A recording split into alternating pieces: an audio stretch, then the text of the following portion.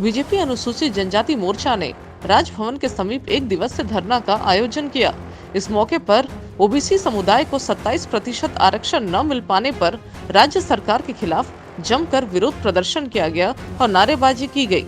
इस मौके पर के गुप्ता, अनुसूचित जनजाति मोर्चा के अध्यक्ष, ने मीडिया को संबोधित करते हुए कहा कि यह बहुत ही बेशर्मी वाली बात है। सेंटर ने इसे लागू कर दिया, लेकिन राज्य सरकार अभी तक 27% आरक्षण नहीं लागू कर रही है, जो कि हमारा हक है। आइए सुनते हैं के गुप्ता ने क्या कुछ कहा।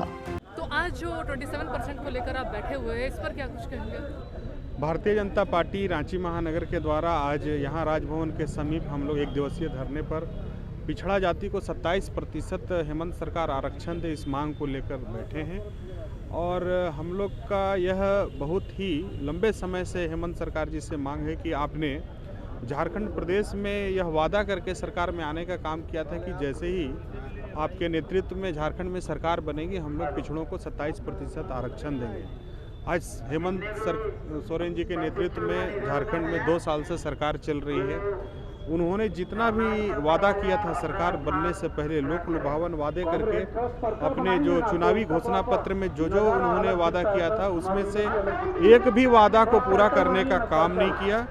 और जिस प्रकार उन्होंने कहा था कि हम बेरोजगारों को प्रतिवर्ष 5 लाख लोगों को नौकरी देंगे, नौकरी नहीं देने पर हम लोग बेरोजगारी भत्ता देंगे, किसानों को ऋण देंगे, किसानों को ऋण को माफ़ करेंगे, व्यापारियों को ऋण देंगे, यहाँ के जो बंद पड़े उद्योग धंधे हैं उनको हम लोग चालू करेंगे, पिछड़ों को 27% आरक्षण देंगे।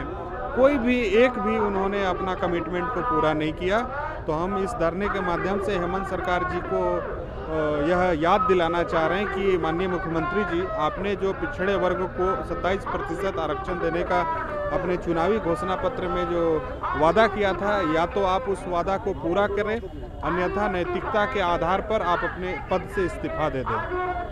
केंद्र सरकार पिछले दिनों पिछड़ा आयोग को संवैधानिक दर्जा दे करके पिछड़ा लोगों को न्याय दिलाने का काम किया। और माननीय मुख्यमंत्री रघुवर दास जी जब झारखंड में नेतृत्व कर रहे थे, उन दिनों भी पिछड़ा वर्ग के लोगों का सर्वेक्षण करवाया था। और इस प्रदेश में 55% जिस वर्ग की आबादी है उसको मात्र 14% आरक्षण मिलना, ये कहाँ तक न्याय संगत है। आज जितना भी यहाँ के बहाली तो हो ही नहीं रही है, लेकिन जो पिछड़ा वर्ग के जो विद्यार्थी हैं, जो बेरोजगार लोगों हैं, उनको नौकरी में यदि 27% आरक्षण मिलेगा तो निश्चित रूप से उनको न्याय होगा। तो आज हम लोग यही मांग को लेकर यहाँ एक दिवसीय धरना पर बैठे हैं। तो कहना है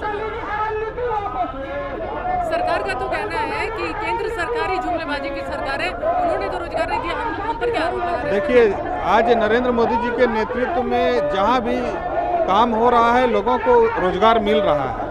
और पिछले कार्यकाल में नरेंद्र मोदी जी में जितना लोगों को रोजगार मिला, 70 साल में लोगों को कोई बेरोजगारों को रोजगार नहीं मिला।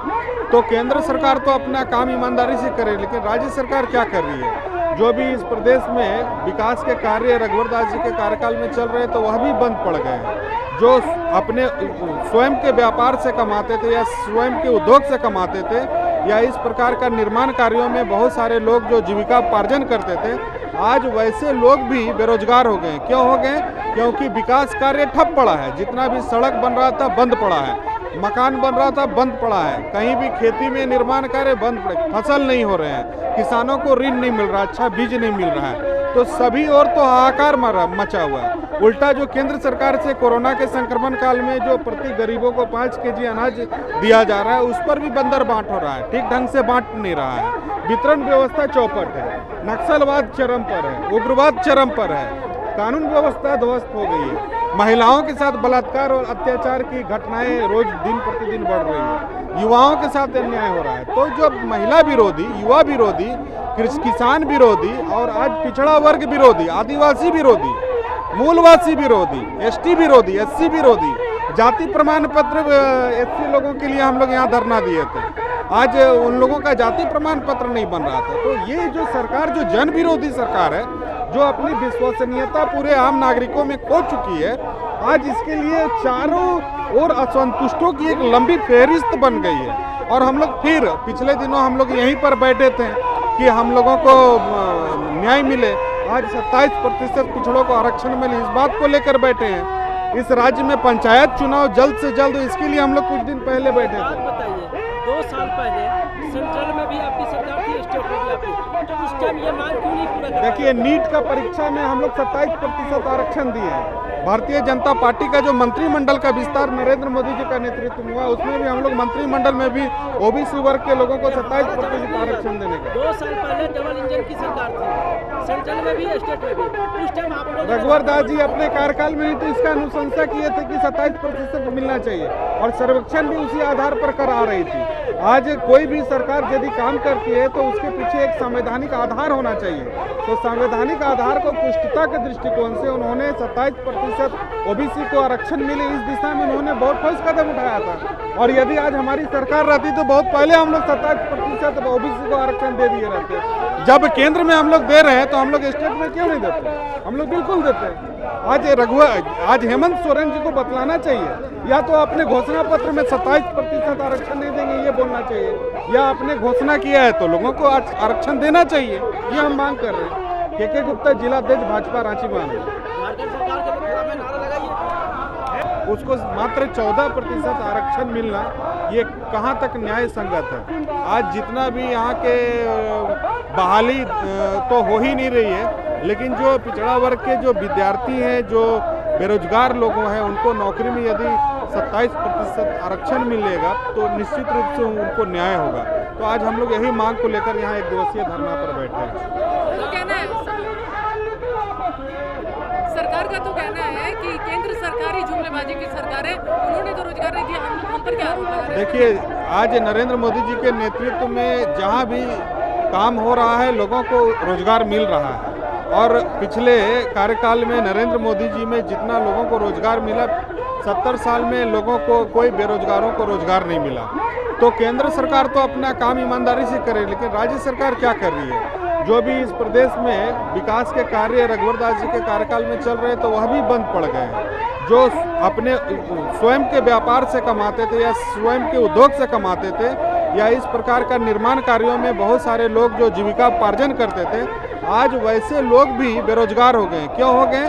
क्योंकि विकास कार्य ठप पड़ा है। जितना भी सड़क बन रहा था बंद पड़ा है, मकान बन रहा था बंद पड़ा है, कहीं भी खेती में निर्माण कार्य बंद पड़े, फसल नहीं हो रहे हैं, किसानों को ऋण नहीं मिल रहा, अच्छा बीज नहीं मिल रहा है। तो सभी और तो हाहाकार मचा हुआ है। उल्टा जो केंद्र सरकार से कोरोना के संक्रमण काल में जो प्रति गरीबों को 5 केजी अनाज दिया जा रहा है, उस पर भी बंदर बांट हो रहा है, ठीक ढंग से बांट नहीं रहा है। वितरण व्यवस्था चौपट है, नक्सलवाद चरम पर है, उग्रवाद चरम पर है, कानून व्यवस्था ध्वस्त हो गई है। महिलाओं के साथ बलात्कार और अत्याचार की घटनाएं रोज दिन प्रतिदिन बढ़ रही है। युवाओं के साथ अन्याय हो रहा है। तो जो महिला विरोधी, युवा विरोधी, किसान विरोधी, और आज पिछड़ा वर्ग विरोधी, आदिवासी विरोधी, मूलवासी विरोधी, एसटी विरोधी, एससी विरोधी, जाति प्रमाण पत्र एससी लोगों के लिए हम लोग यहाँ धरना दिए थे। आज उन लोगों का जाति प्रमाण पत्र नहीं बन रहा था। तो ये जो सरकार, जो जन विरोधी सरकार है, जो अपनी विश्वसनीयता पूरे आम नागरिकों में खो चुकी है,